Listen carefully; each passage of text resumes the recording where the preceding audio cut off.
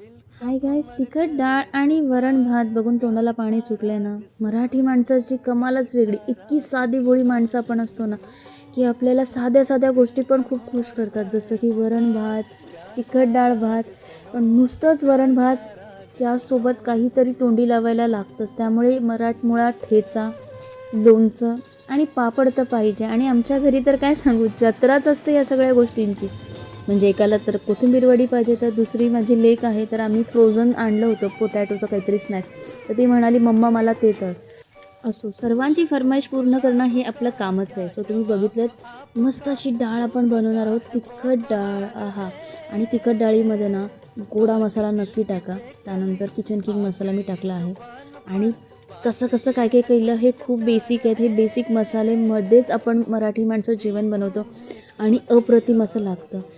आपली माणसंच आपल्या माणसांना सपोर्ट करतात. गाईज प्लीज सपोर्ट करा. चॅनलवर नवीन असाल तर लाईक शेअर सबस्क्राईब नक्की करा. आणि खोबरं टाकायला विसरू नका. आम्ही कोकणी माणसं, कोकणी माणसं नक्की रिलेट करतील. आम्हाला ना प्रत्येक गोष्टीवर गार्निशिंग म्हणून खोबरं हे लागतंच. आणि असंही जेवणात खोबरं लागतं. खोबऱ्याशिवाय ना असं जेवण इनकम्प्लीट वाटतं. सो खोबरं कोथिंबीर हे मस्ट आहे. आम्ही तर पोह्यांवरती पण मस्त असं खोबरं टाकतो. तुम्ही बघू शकता, मस्त असं वाफळता भात, तिखट डाळ, पापड, लोणचं, ठेचा. कमाल. माझं तर खाऊनच मन तृप्त झालं. तुमचं कम्फर्ट मील काय आहे?